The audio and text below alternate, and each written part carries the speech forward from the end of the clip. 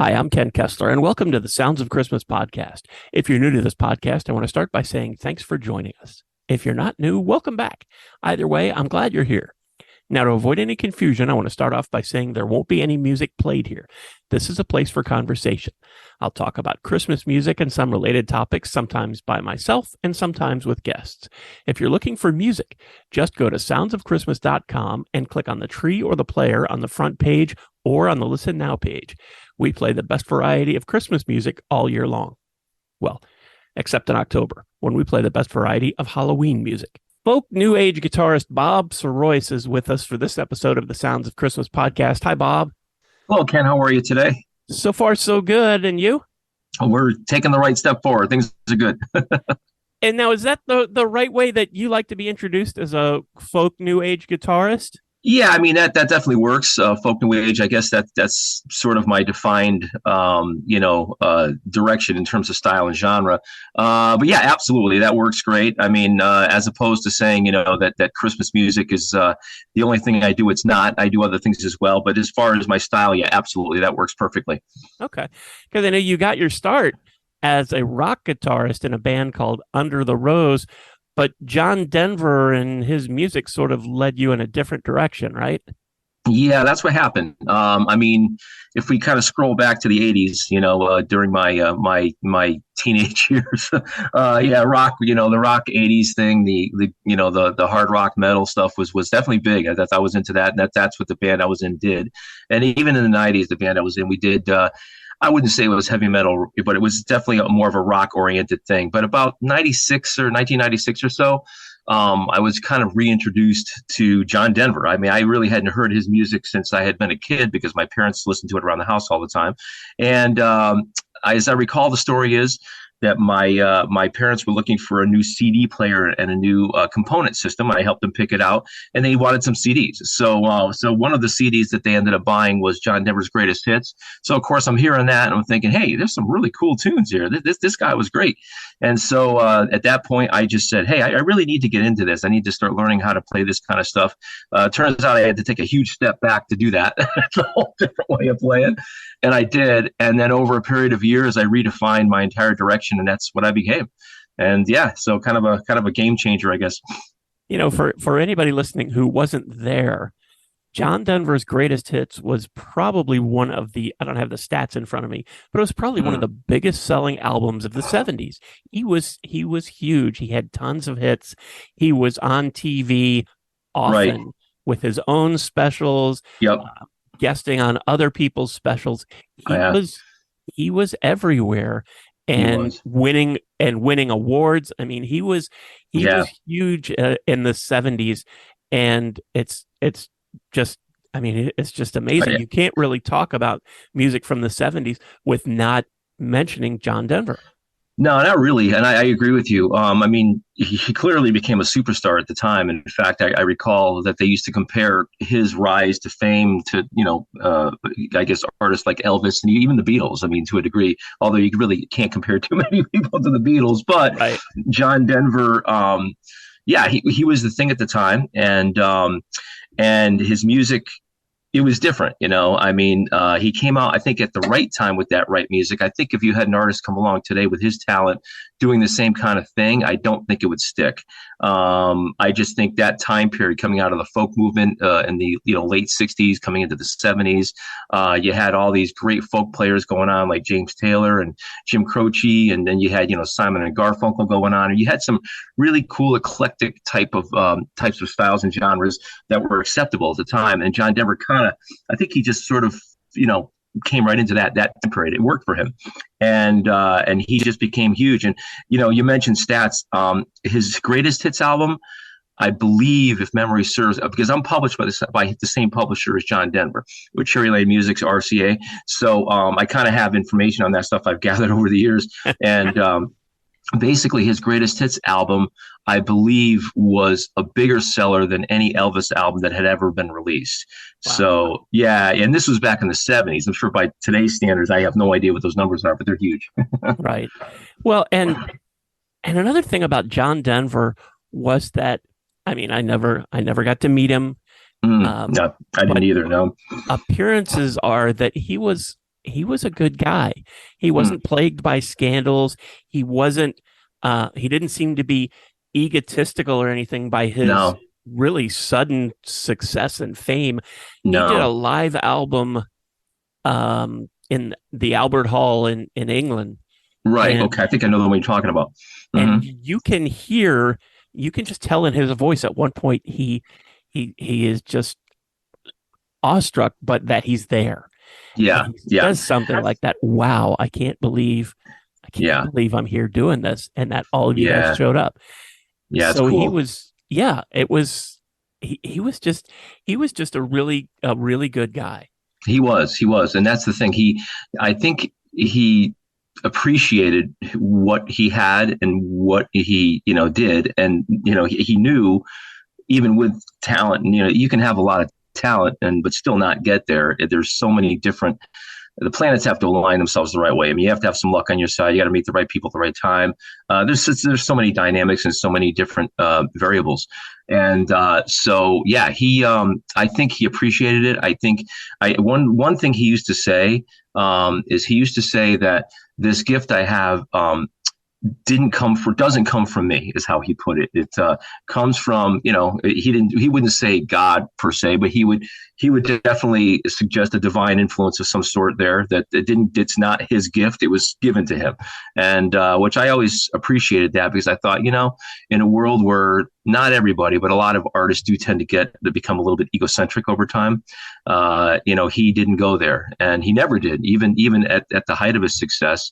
And yeah, he was a good guy, and his family is the same way. Actually, I had a chance to meet his family. His mom, before she passed away, I met her. I met his brother. I played with his band members on several shows out in Aspen many years ago. So I mean, they were the same way. They were just genuine, good-hearted people.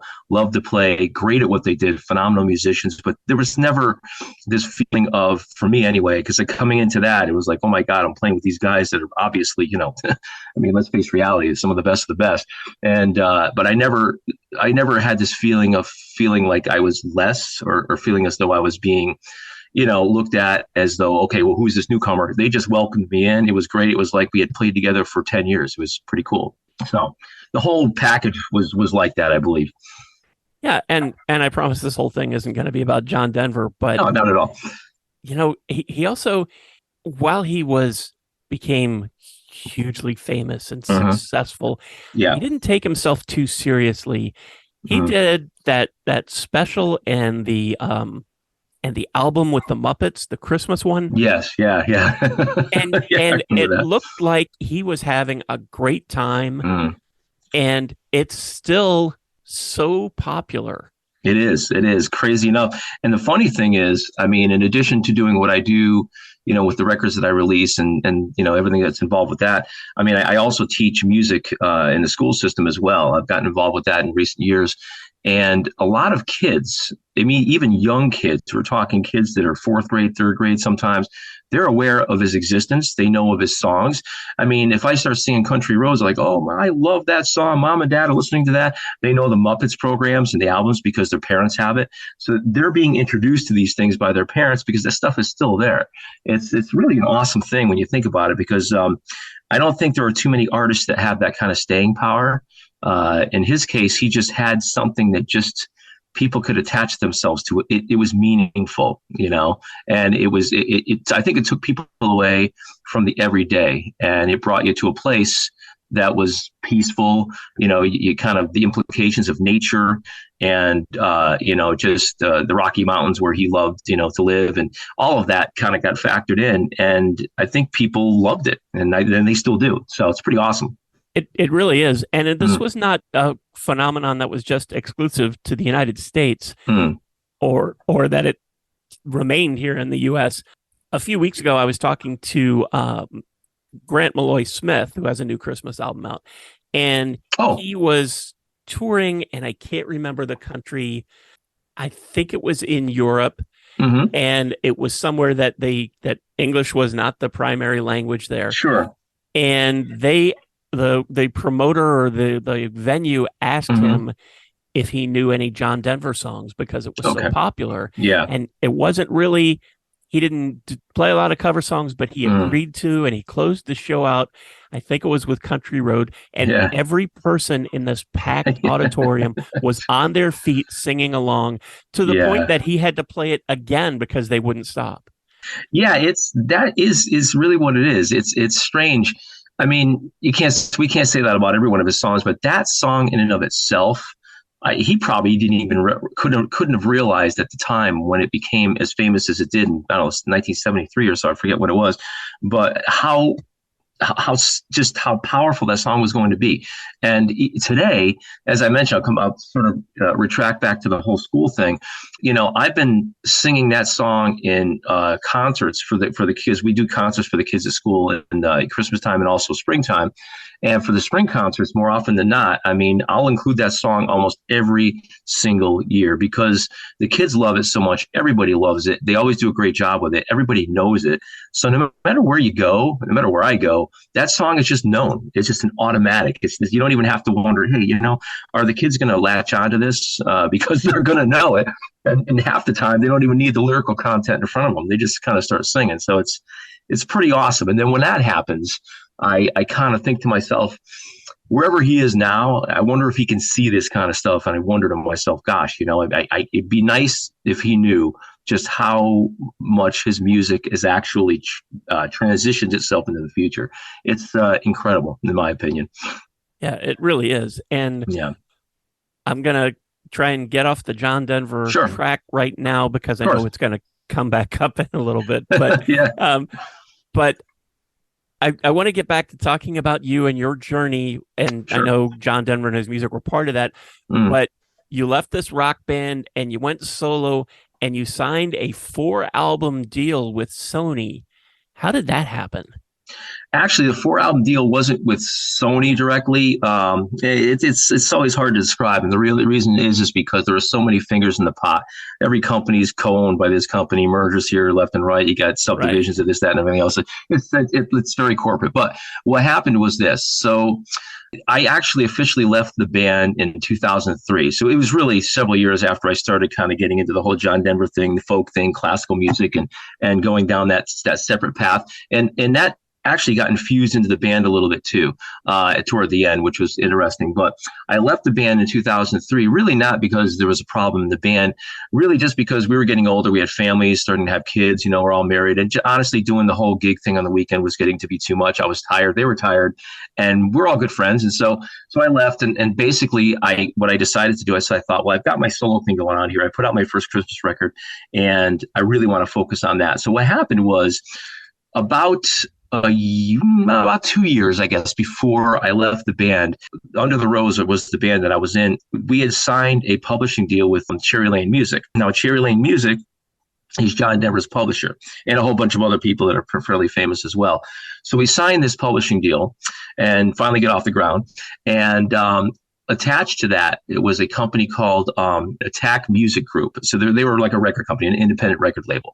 So Sony's affiliation there was more on the publishing end, and then RCA Records was a piece of it as well. So what happened was once I left, they knew I was doing a Christmas record at the Attack Records company, and they came to me. They said, we don't have a Christmas catalog.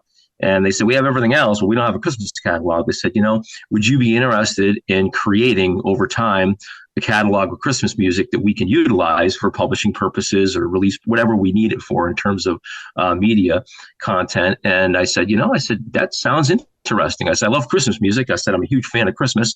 And I said, let's do it. So we ended up putting together, it was actually a 3-album deal at first that got extended to a 4th album down the road. But the idea was the first one came out in 2002, Hometown Christmas, Dreams of Christmas, 2005, trying to think here. 2008 was A Christmas Melody. And then 2009 was the Rocky Mountain Christmas tribute to John Denver's Rocky Mountain Christmas from 1975. So that's kind of where it came from. So really it came out of sort of the affiliation with the band, because that's where we ended up meeting these people and these individuals in these different organizations. And thankfully it carried over for me afterward on a solo basis. And so from there, basically between 2002 and 2009, 2010, those records came out, and it was a fun time. It was exciting. Everything got released into the marketplace. So that's kind of how it happened, strangely enough. Yeah, I hate to say unusual because that makes it sound kind of weird, but it Mm, is unusual that somebody not only would be signed to that kind of a record deal, yeah. but to a Christmas album, to what's really a Christmas album deal. Yeah, that's exactly what it was. It was exclusively a Christmas album deal.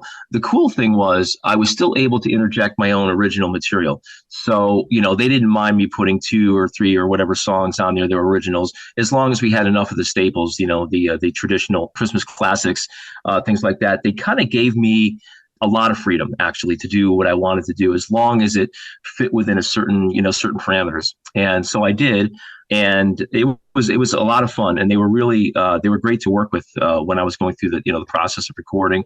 I was able to do it on my own, in studios I wanted to utilize. I was able to hire musicians that I needed. So if there was someone an instrument I didn't play, I was able to kind of designate who that person was going to be, which makes it better because it's great when the record company gets involved, but sometimes there are certain areas you don't want them to get involved, Right. and that's one of the areas. So they were great, and this would have never happened if this had been a major label, because major labels, they all have content, in every Yeah. category they need. This being an independent record company, they had only been around for maybe, at that point, I don't know, gosh, maybe 5 6 years. So they were new, and they were new to the marketplace. They were new to just the business in general. And so the fact that they were new basically meant that they did not have a Christmas catalog. And timing, again, I come back to the timing thing. We talked about John Denver with timing back in the 60s and 70s. For me, that was timing. I mean, because at that point I was like 34, 35 years old. Typically you're not signing record deals at 35 years old. Certainly not your first one. Yeah. No, no, no, not at all. So I was lucky. I counted myself as very lucky. I was fortunate. I was excited. It was fun. I had a great time with it, and all of those experiences have set me up for a whole lot of other experiences that I've had after that point that would not have happened had it not been for that. So the first Christmas album was a Hometown Christmas, and that Yep. was one that you had put together before this deal actually happened, right? Yeah, I did. Really, what that was me just sort of stretching myself out to do something different, just on my own as a solo artist. It was multi-pronged in the sense that the album itself, yeah, I wanted to do a Christmas album, but I also wanted to do a solo album, whatever that might be. And I had never done anything like that before. It had always been myself and the band members I was with, because we had done three of our own albums back in the 90s.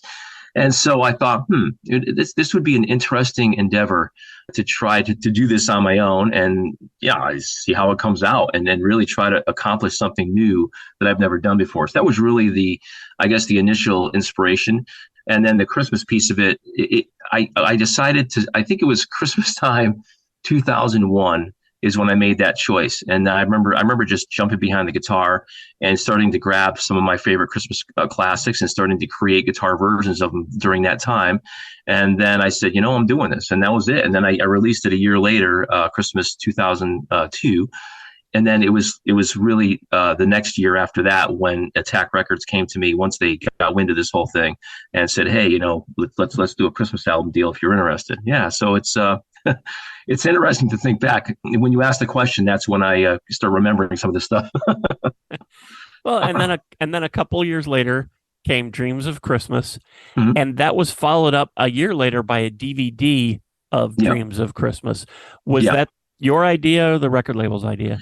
No, that was the label. They had content that I guess, I don't know if it was sitting there, or I'm not even sure where the content came from, frankly, but they wanted to release a DVD of Christmas videos, basically. So, try to think of like a nostalgic kind of, the kind of thing you'd put on your TV if you've got people over Christmas Eve, whatever, and you keep it kind of lightly in the background. That's what they were looking to release.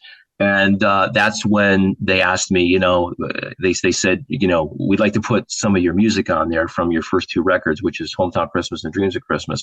And I said, that's fine, no problem. I mean, I had no issue with that at all. So then they picked certain songs, they put them on there. And the nice thing is there was sort of a cross promotional piece of that helped me, because again, they were using this DVD to promote two albums they were already promoting. So it was kind of a different level of advertising, I guess. And so the whole thing worked out really, really well. And then A Christmas Melody. Yeah, that's So the 2008 one, right? yeah. Yep. And A Christmas Melody, that's the one that came out. I think that's where we first connected. The Sounds Yeah. of Christmas had only been around for a short while, Okay. and I saw this new album. It was by a name I didn't know, but Yeah. but I was all about getting, trying to promote new Christmas music, because part of Yeah. the reason that I did the Sounds of Christmas was Hmm. that there's so much new music every year, Yes. and nobody hears about it. But a lot of people Yeah. like to complain that there's no new Christmas music, but it's That's really, true. and this is the part of almost every podcast where I Yeah. jump on traditional radio, because Hmm. they don't they don't like to they don't want they want to stay safe, and they Yes, play the hits, and they play the they do. same short list of songs every year. They do. And Yes. but I found this, and it's a beautiful winter picture on the cover, and I Hmm. gave it a listen, and the first track had me. It's the most wonderful time of the Oh, year. wow. Shirley Bennell sings that one. She's sung some songs on previous stuff, but Yeah. that one came on, and I was like, this is great. This is a song people would like. She Thank sings you. Old Toy Trains on that too, Yeah, which is she another does. one of Yeah. my favorites. That's a great Uh, tune. It really is. and I think Old Toy Trains is a great song, and it doesn't, for whatever reason, doesn't get covered that much anymore. No, no, it doesn't. Actually, there aren't too many cover Yeah. versions out there. But it is an awesome song. And interestingly enough, the first time I actually heard that song was when I was in the process of recording Dreams of Christmas. I had never even heard the song before. And I think it was done in the 1950s or something, a long time ago.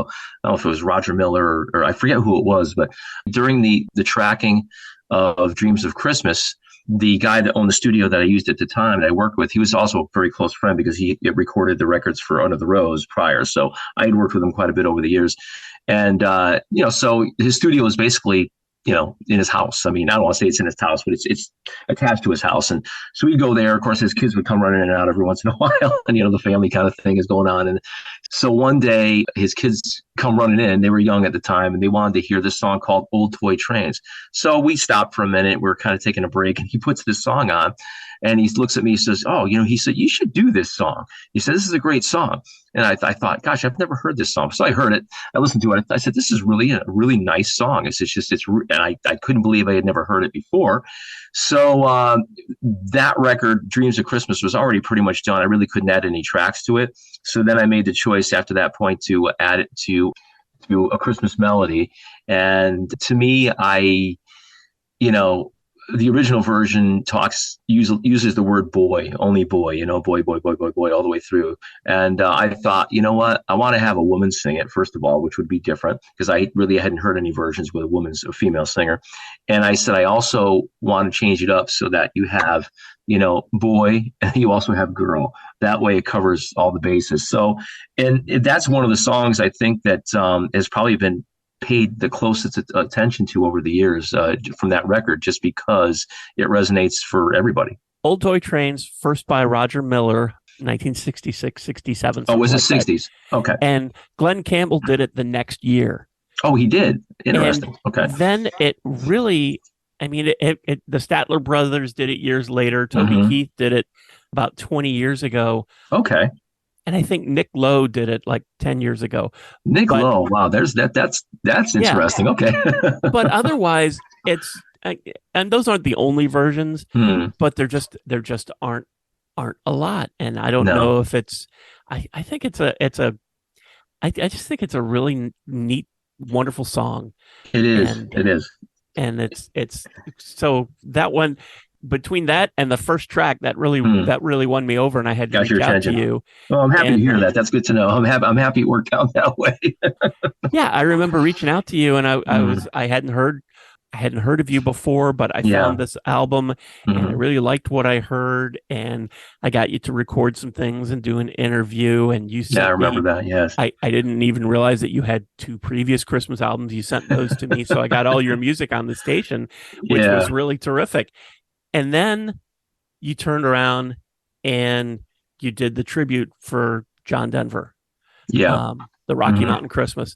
It was like a year or 2 later, right? Yeah, it was a year later. I did it. I released it, I'm sorry, in 2009. So literally a year later. And what happened was this. There's a story to this, obviously. So, Sure. I mean, Rocky Mountain Christmas is not only my all-time favorite Christmas album, it's my all-time favorite album, with my all-time favorite song, which is Aspen Glow. So, and for so many different reasons. I mean, it's just a record that, for whatever reason, for me, just it was everything, you know. And every Christmas, not even just every Christmas, sometimes middle of the year, I'd listen to it, and I still do today, frankly. What happened was, I wanted to do a more or less an instrumental version. I say instrumental, not entirely instrumental, but mostly instrumental version of his record. And I already had some of the songs recorded on the prior records from that album. So it was really just I didn't need like another 2 years or 2.5 years to record like I would normally need. All I really needed to do was take certain select tracks that needed to be, how I thought about it at the time, improved upon, and kind of brought to a place that made sense for this album. So I did that, like Aspen Glow, and then also Baby Just Like You. I hired a different female vocalist who came in and sang that. I redid some of the tracks, mainly because if you listen to Rocky Mountain Christmas, one thing you may notice is that there's a certain delicate like nature to that album. The guitars, just everything sounds sort of soft, and acoustic guitars tend to be very percussive and very grainy. They kind of hit. It's a percussive instrument, so you can liken it to the sounds of drums and percussion, things like that. So for them to produce at the time with acoustic guitars that soft sound, I was really blown away by that, and I thought I really need to try to reproduce that as much as possible, because that sound that they created is a big piece of why that record sounds so amazing and why it's so different. And so that's what I did. I went back and I redid some things, took out certain tracks, put in other tracks, and tried to create that sound as much as I could. And so really the amount of work I had to put in was, maybe 20% of what you normally have to put into a record. And that's why I was able to kick it out 1 year later. And you mentioned a new female singer, Rachel Taylor, who sings also Christmas Like a Lullaby, which is just so pretty. Yeah, that song is great. I know that song. I like that. I like the entire record, both, obviously, Christmas Melody and Rocky Mountain Christmas Tribute. I would have to say that probably is one of my favorites on both. And not because it's my favorite song by John Denver, but because I felt that song really found the place I wanted it to go, and then some. It just worked. Everything came together. The entire recording to me was just really advanced, and the connection was fantastic. And so when I listen back to that, I'm proud of that, of that piece of it. And so, but Rachel Taylor, she's an incredible vocalist. Very, if you listen to her compared to Shirley, there's a vastly different performance style and sound. But another great vocalist. Again, I've been kind of lucky to find some of the right people over the years, that without them, I would not have been able to have done what I've done. And the thing that really struck me about this album, Rocky Mountain Christmas, is that there are some Christmas albums that they're the center of attention. You put them on and you can't do something else. You really want to, you're involved in it. And there are some that you put on and they're nice, they're background. You can have your Christmas party or do whatever you're decorating and stuff, and it's on in the background. You don't have to really pay attention. Right. Rocky Mountain Christmas is really neither of those. The word that I want to use is fragile, but I don't want to use that in a bad way. It's like you have to pay attention to it, because there's just this feeling that if you don't, you're going to miss something. Yeah, it is easy to miss something in there. And that comes back to, for me, fragile is a good word to use, because that kind of sort of corresponds with the delicate word that I utilized before. It really is. There's a fragility to it, not in terms of performance, but in terms of sonic sound and where things are placed. For me, I'm a huge proponent of, I love, especially certain, music, certain songs. I like to listen in with really good, high quality headphones. And the reason why is because you have this stereo kind of spectrum around you, that some artists utilize more than others. And back at that time, they did that. John Denver's producer was Milt Oken, and also a studio engineer at the time as well. And he just really knew how to place the instruments. So if you listen on a stereo system, you're hearing everything, but you're not getting the stereo imagery that you would normally get with headphones. That's where you're suddenly realizing, holy cow, okay, that guitar is way over to the left side. I didn't realize that. Oh, okay, that chime is way over there. You're kind of surrounded, but everything's placed in there so delicately that it's almost as though all the instruments are one instrument, but they're separate at the same time. And it's not an easy thing to accomplish in a recording studio. And if you're not familiar with some of Bob's work, I encourage you to go look up this album, Bob Sirois' Rocky Mountain Christmas. Look it up on whatever streaming service you use, and play it, and you'll be amazed as you get sucked into it, and then you just feel like, I want to know what happens next. And I don't want to do something else because I feel like I'm going to miss something. Yeah. Because it really is. And it's strange to say that about a Christmas record, but it really, that's the feeling that you get in a really good way. It's like you just want to be involved in it. Yeah, it's an immersive, it can be an immersive experience, I guess is how I'll say it. I was really trying to connect with it in the same way that John Denver did, not doing the exact same thing, but I really wanted to be genuine to his performances and the capacity and capability of his musicians. I felt that was respectful, and that's what I wanted out of that. And I believe I achieved it, because that album did actually, there was a lot of attention given to that album afterward that kind of brought me to some other places. Yeah, this was 2009. Yeah. And this album came out, and then some magic happened. And you connected with members of John Denver's band. Yeah. How'd that happen? Well, okay. So 2000, well, imagine it being 2009. The album itself, although it was released, I think in October, November of that year, I don't remember, but during the summertime, I came into contact with the woman that was running the WinStar organization. And for those of the listeners that don't know what that was at the time, WinStar was an environmental protection kind of agency, not agency, but an organization that John Denver created back in the 70s. And its purpose, frankly, was to preserve, the environment, to preserve wildlife, whatever could be done to spearhead this important cause, which, as most people know, was equally important, to probably maybe even more important to John Denver than his music. So I came into contact with her, and we just got to talking about a few things, and she knew that I had put this album out, and she asked if she could hear it. So I sent her some tracks, and she heard it and she loved it. And apparently she introduced this to John Denver's brother, Ron Dutchendorf is his name. And suddenly I suddenly get a phone call from John Denver's brother. I didn't know it was coming. It just, kind of, actually it was on an answering machine. And at first I thought, okay, this maybe there's someone else with the same name out there. I don't know. I'm here in Connecticut. That just doesn't happen over here. Anyway, so I call him back. And he says, I was informed, by the head of Windstar that you have this Rocky Mountain Christmas tribute. He said, I heard it. He said, I love it. He said, I think it's great. And he said, what we'd really like to do, being that you're just about to release this, he said, we'd like to fly you out here coming up in October of this year, because every year in October, they would do a tribute to John Denver, basically for a full weekend, on the weekend that he kind of passed away. So it's like a commemorative thing. And they would do shows and different tribute shows with a lot of his bandmates that were out there, a lot of people that worked with him over the years.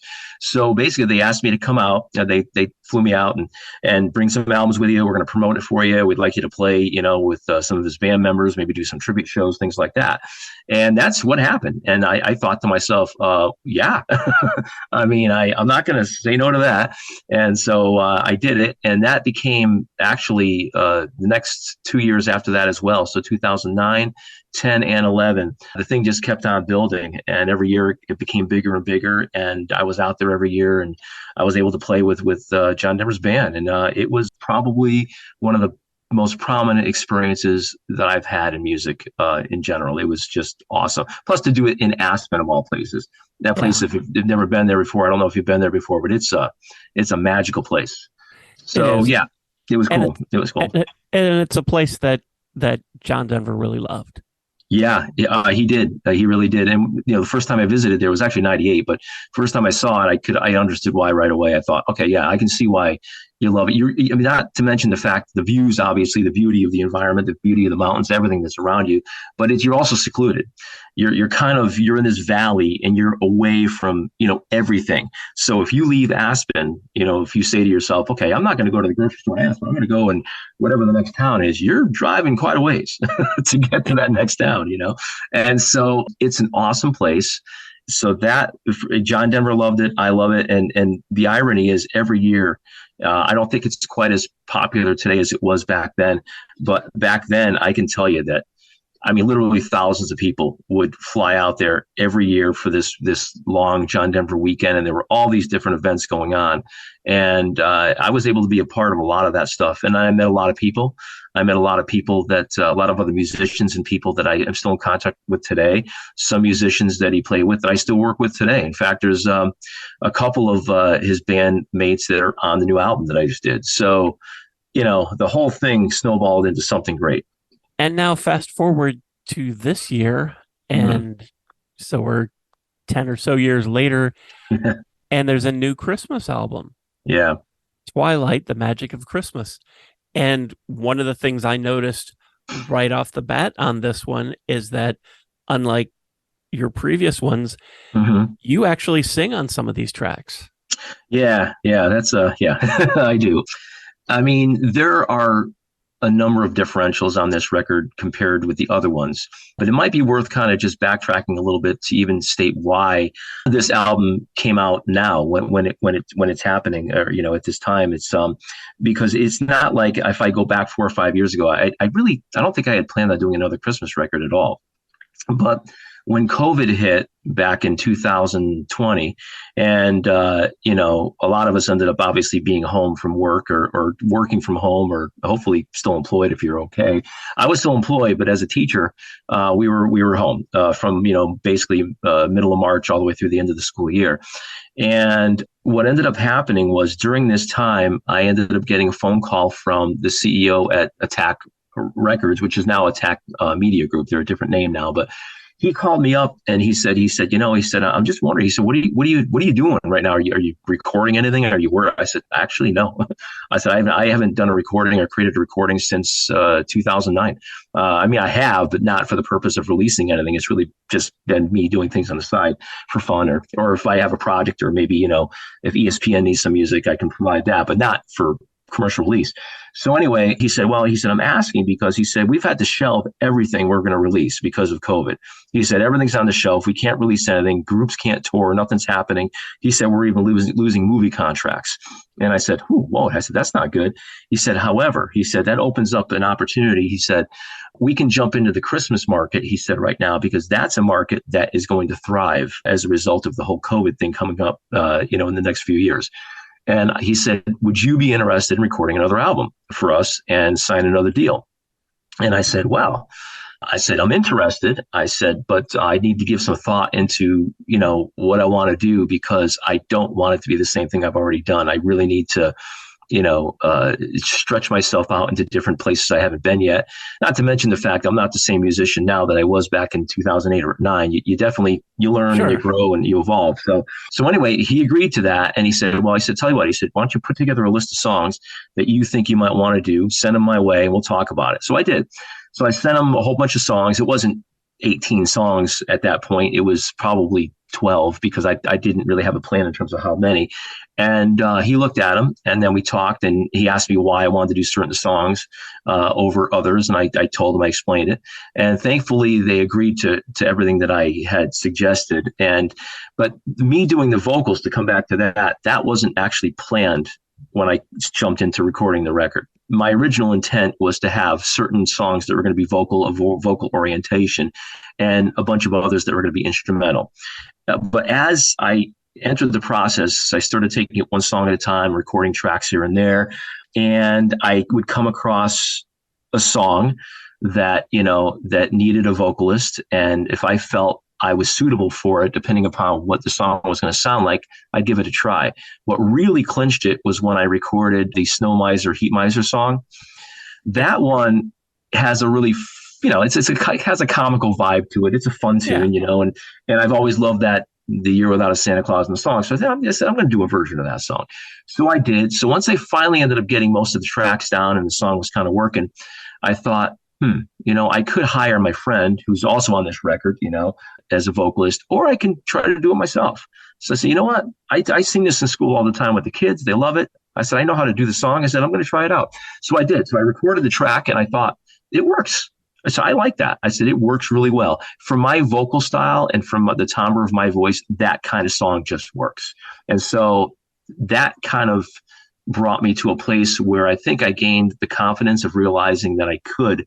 I mean, I knew I could sing, but I always did backgrounds. I never did lead. And I never really thought about the opportunity of even trying it. And so once I did that, I had the confidence of saying, okay, yeah, you know what? This works. I'm going to take it to another level. So over the course of this record, I just found different songs, that I thought would work for me. And I would just basically, I just take chances on things that I take risks that I hadn't taken before. Carol of the Bells, I mean, that's mostly all me singing on there, actually. But I was able to find ways to create a choir sound, you know what I mean, with the vocals, things like that. And then if you listen to Hark the Herald Angels Sing, that's me also. But again, it's a very haunting song. It's a very haunting version of the song. It's not a happy sounding song, but I found a way to interject the vocals and it worked, so all of a sudden this album just brought me to a place, at least vocally, where I thought, all right, this is a whole new thing for me and it's working. And so that's why I did it. I think I sang on, I don't know, 1, 2, 3, 4 maybe songs total. And the rest are comprised of 2 other vocalists that you probably already heard. And then we have, I think, maybe 2 instrumental songs, maybe. And that's it. So different record for sure.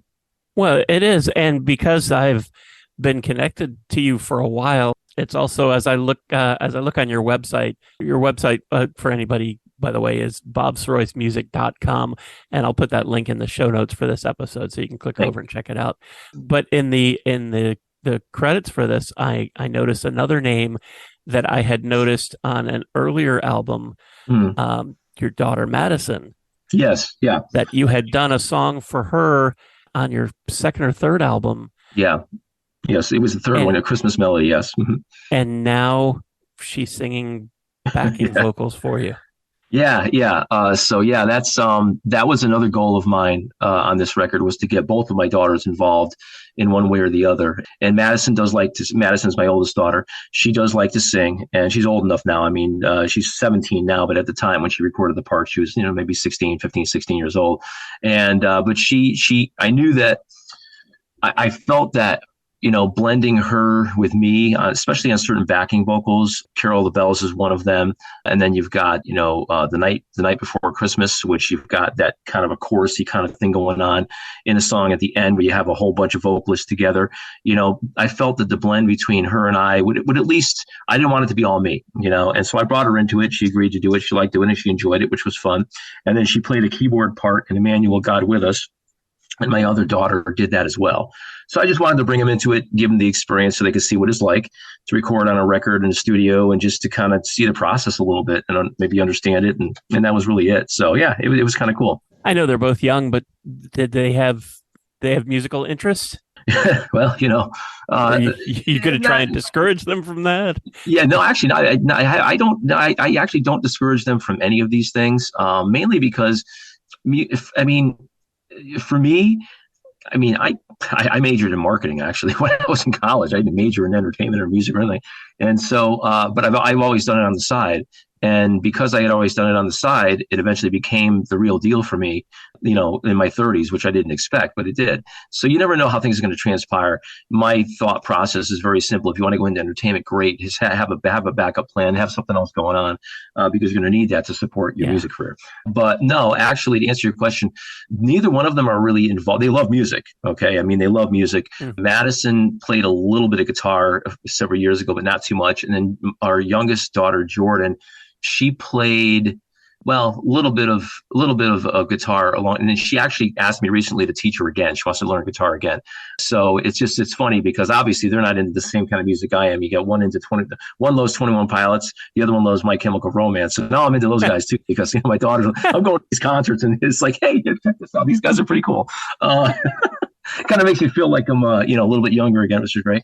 But no, they're really not really involved with music directly. I mean, not much at all. It's they know what I do. I think they appreciate what I do, and they definitely, they tell me they're proud of it, which I appreciate. And yeah, they're great kids, and but they're going down their paths, and it's all good.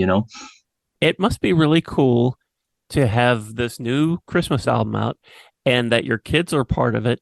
And also you've got people who worked with John Denver on it too. Yeah, it is. I guess that's the epitome of this album and this time is that, and which is another reason why I'm happy I did take this on with the record label, because I think I had stepped away from it for so long, at least the recording piece of putting out records and the marketing aspect of it, all that I kind of, it's not that I forgot about it. I just didn't consider it. And what I didn't realize is how much I've done since then, and even how much I've even improved as a musician, performer, player, songwriter, everything, the whole thing. I just didn't realize the impact everything I've done since then has had on where I am today. And that is what really spilled out into this record is all of those things. And so what I did is I kind of drew from everything, all my experiences and everything I've done. So for example, over the years, I mean, I don't just play guitar. There was a time when I played mainly just guitar and maybe bass and, maybe mandolin. Now it's like, guitar, bass, mandolin, classical guitar, 12-string guitar. I mean, ukulele, flute, clarinet, trumpet, drums, I mean, percussion, all kinds of stuff, singing. And so that allowed me to kind of say, okay, I have all these other things I can do. So one of my goals ended up becoming to literally incorporate every single instrument I have somehow, some way into this record. Every guitar I own, everything. And I did. I incorporated all that. And along the way, again, the experiences over the years I had with the John Denver band and those people, I brought them into it as well. I mean, there's, I think, 4 songs on this album where I needed an upright bass player. I play electric bass, but I don't have an upright fretless bass. And even if I did, I probably would be able to play it very well because it's fretless. So I thought of Alan Deramo was his name. Alan Deramo was John Denver's bass player back 80s into the 90s. And I played with him out in Aspen too. So I got to know him, and he's obviously a world-renowned bass player. The guy's incredible, and he has his own studio too. So I thought, you know what, I'm going to contact him and see if he's into it. And he said, when I contacted him, he said, yeah. He said, I'd love to. That'd be great. He said, just send me the tracks. He said, I'll record them out here, send them back to you, and good to go. And sure enough, every song he did, he would put his bass track down, send it back out to me in a WAV file. I dump it into my Pro Tools system into the session, and I didn't have to do much of anything. That's how good he is. The precision of his performance and the sound of his track, it was all there. So it's the experience was amazing. And he would do things in the songs that were just intricate that I know I couldn't have found anywhere else around here in other bass players. So that was great. He was awesome to work with. Another person is Molly Weaver. She's the female vocalist on this record, and she sings on, I think, 4 songs as well, if memory serves. And she also performed with John Denver, although she's a lot younger than that generation. But she performed with John Denver because her family knew John Denver when they were younger. And so she used to hang out in John Denver's yard while her dad was doing business with John Denver. I don't know. It's some long story like that. And so she, so I met her in Aspen as well because she would perform with them. And she's probably one of the best vocalists I've ever worked with in my life. She's just beyond talented. And I brought her the Amy Grant songs because there's 3 Amy Grants. Well, there's 4 Amy Grant songs on here, but 3 of them I had her sing. And I knew she was the only person that was going to be able to pull that off because the reality is Amy Grant is a force to be reckoned with in terms of her vocal capability, even just the sound of her voice. And Molly hit it. She nailed it. So that's another one. So there's 2 people on there that actually are from that whole John Denver experience and that worked with John Denver himself. And I just think it's really kind of, I don't know, cool, I guess is the word I'll use. I think it's really kind of cool Mm, that you revisited Aspen Glow again on this album, yeah. with a song that was on your first Christmas album and is a song most everybody associates with John Denver, and that Yes. Mm. Molly Weaver sings it on this. Yeah, I she think does. that's terrific. It's cool, and the interesting thing with it, though, and the reason why I put it on is not because there's a reason why I actually put it on, and it really had nothing to do with wanting to redo the song. The original versions I did, like back on Hometown Christmas, and then the one that I ended up doing for Rocky Mountain Christmas Tribute, those were really more in line with John's original version in terms of how the performances were done on the guitars and the other instruments. That sort of, equaled that. But when I met Molly out in Aspen back in 2009, we ended up exchanging email addresses. We got to know each other a little bit. She's in LA. She works out there. Well, she's a full-time musician, vocalist as well, out there. So we got to know each other, and we both wanted or decided we love John Denver's music so much we wanted to create a John Denver tribute kind of thing at some point, which we did for a little while. And we started picking different songs from John Denver, but we wanted to create versions that were completely different from John Denver's version. I'm talking put like a spin on it that you would never expect. And Aspen Glow, it turned out to be one of the songs that we chose.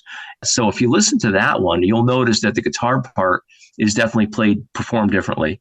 You'll notice that some of the tracking and different things that are in there are definitely different. We added different things in terms of music that are not in John Denver's version, and maybe didn't do things that are in John Denver's version.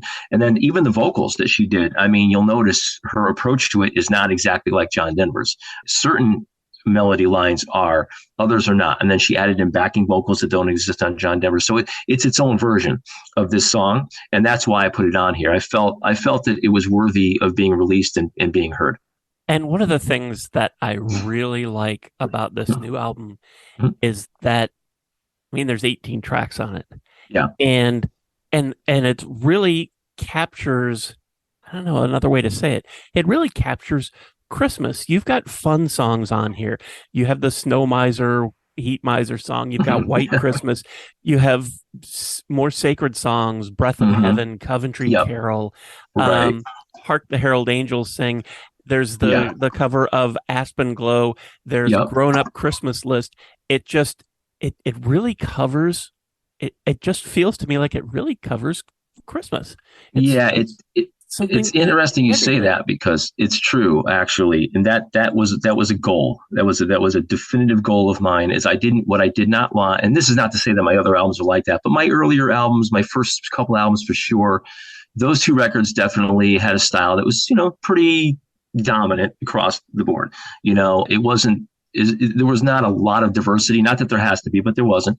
And it definitely sort of collected what I was at the time in terms of what I was playing and my style at the time. In this case, I wanted to hit every area that I could. I wanted it to be a very diverse sounding record, so that if you start listening at the beginning, you don't necessarily know what's coming up next. And you don't know what's going to be happening in 5 tracks from now. And you certainly don't know what's going to be happening at the end.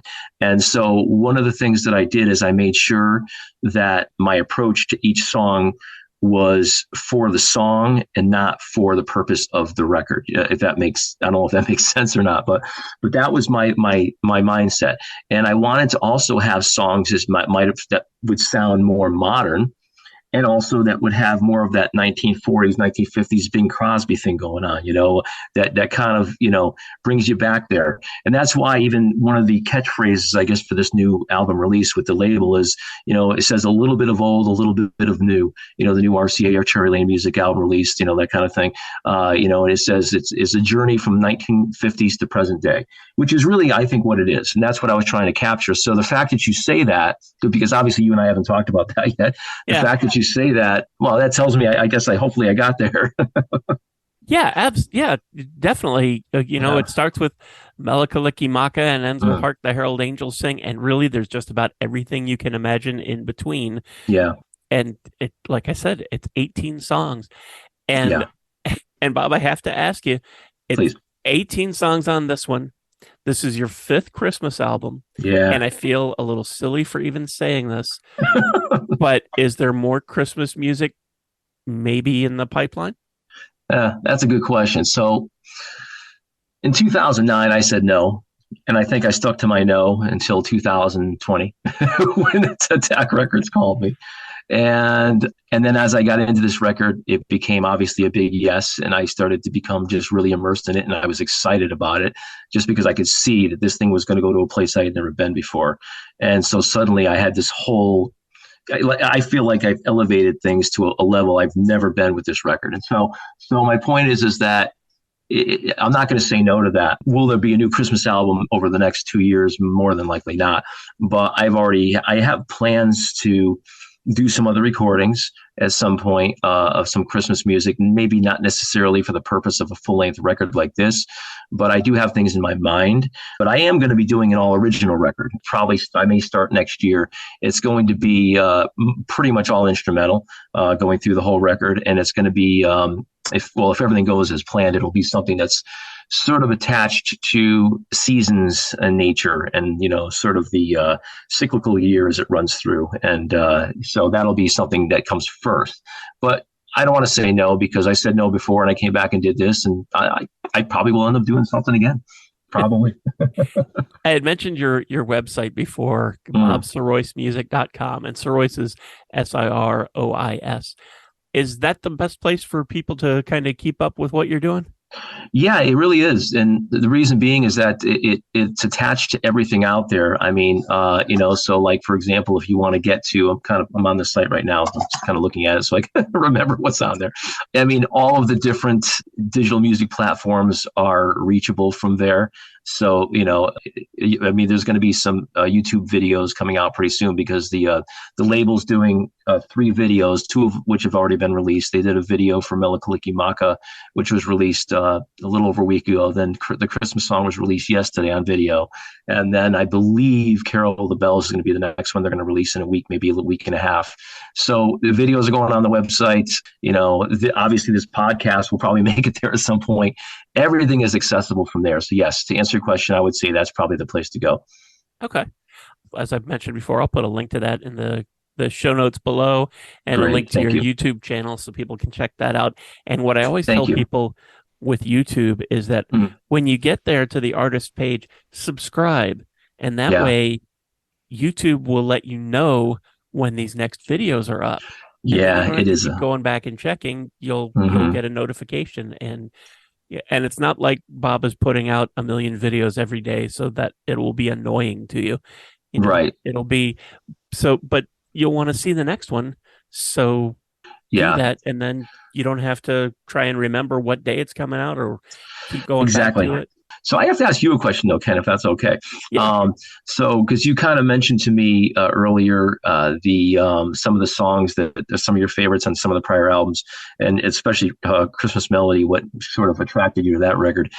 So on this new record, what's the standout track that really grabs your attention? That's hard. Let me see. I know. I know I was going to make it tough on you on this one. The standout. If there's more than one, great. I just figured I'd ask. I'm curious. Well, it's and I'm not trying to. I would probably say the Snow Miser, Heat Miser, because that's unexpected and it's fun.